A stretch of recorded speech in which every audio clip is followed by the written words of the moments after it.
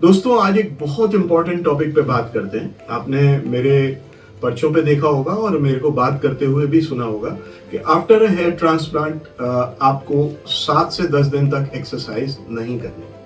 पर बहुत सारे पेशेंट्स मेरे से ये पूछते हैं कि डॉक्टर साहब, एक्सरसाइज हम 10 दिन बाद शुरू करेंगे तो कैसे करें? तो उसका सबसे अच्छा जवाब ये है कि जब भी आप इस एक्सरसाइज शुरू करें, लाइट से करें, धीरे धीरे कुछ दिन में मीडियम वेट पे चले जाएं, फिर हैवी वेट पे चले जाएं। दूसरा सवाल ये कि सर कितनी देर करें? तो शुरू 15 मिनट से करिए और उसके बाद आधे घंटे कर दीजिए 4-5 दिनों के बाद, और उसके बाद 10 दिनों तक आप अपने वापस टाइम पीरियड तक पहुंच सकते हैं। अब बात आई ये कि एक्सरसाइज में कई लोग पूछते हैं कि सर इसके अलावा भी और कुछ कहना चाहते हैं क्या? डेफिनेटली मैं इसके अलावा भी कुछ कहना चाहता हूं, क्योंकि मैं अपने यंग एज में बहुत हैवी एक्सरसाइज करता था। तो इसमें आपको बताना चाहता हूं कि जब भी आप एक्सरसाइज करिए तो लेग्स बहुत हैवी और बहुत ज्यादा ना करिए।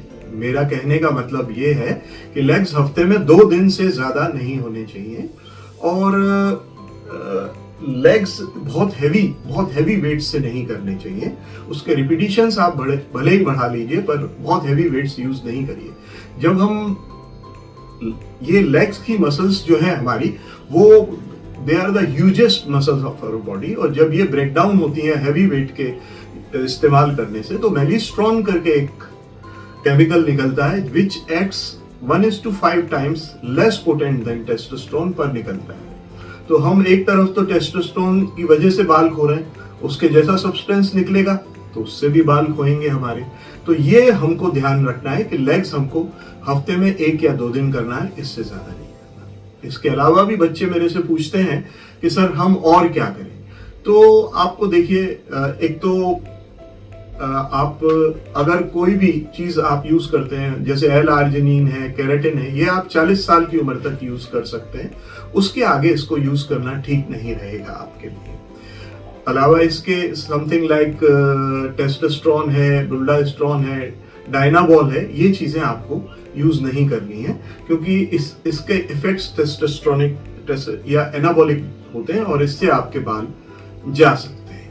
अलावा इसके आपको और भी बहुत सारे सप्लीमेंट्स आपका जिम ट्रेनर आपसे लेने को बोलता है, या आपका डॉक्टर कोच आपसे लेने को बोलता है, मसलन vitamin B complex, calcium, magnesium and iron, ये सब कुछ आप ले सकते हैं और इसमें कोई दिक्कत नहीं है आपको। प्रोटीन जो भी आप सेलेक्ट करें, वो कोशिश करिए कि प्लांट बेस्ड हो और अच्छी कंपनी का हो, क्योंकि कुछ सस्ती कंपनियां अपने प्रोडक्ट्स में एनाबॉलिक स्टेरॉइड्स मिला देती हैं ताकि उनका एकदम तेजी से आता हुआ इफेक्ट कंज्यूमर की बॉडी पे दिखाई दे, लेकिन उसके लिए वो उसमें एनाबॉलिक स्टेरॉइड्स मिला देती हैं। तो उसका ध्यान रखिए कि बहुत अच्छे सोर्स से और बहुत अच्छी कंपनी का वे प्रोटीन या जो सा भी प्रोटीन आप यूज करते हैं।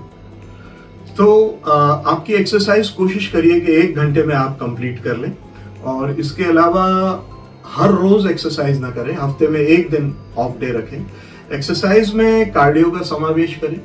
6 दिन अगर आप एक्सरसाइज कर रहे हैं तो 1 दिन केवल कार्डियो करिए पूरे टाइम, और बाकी दिन कम से कम 10 मिनट कार्डियो करें, और बाकी समय वेट ट्रेनिंग करें।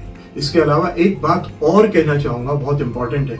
जब हम जिम जाते हैं तो अपनी एक टॉवल अपने साथ लेके जाएं। अपने सर को किसी भी चीज से जब आप छुलने देते हैं, अपने बैक को किसी भी चीज से आप छुलने देते हैं, तो उसको अपने हाथ से क्लीन करिए। कोशिश करिए कि एक डेटॉल वाटर आप अपने साथ रखें, स्प्रे कर दीजिए, क्लीन कर दीजिए, क्योंकि बहुत सारी डैंड्रफ वहां से भी आती है आपको, और वो रोज आप जाएंगे, मैं कितनी बार ट्रीट करूंगा, वो उतनी ही बार वापस लौट के वहां से आएगी आपके साथ। तो मैं यहाँ रुकता हूँ। इसके अलावा भी कोई सवाल हो तो I am open to all your questions. Please take my number and call me.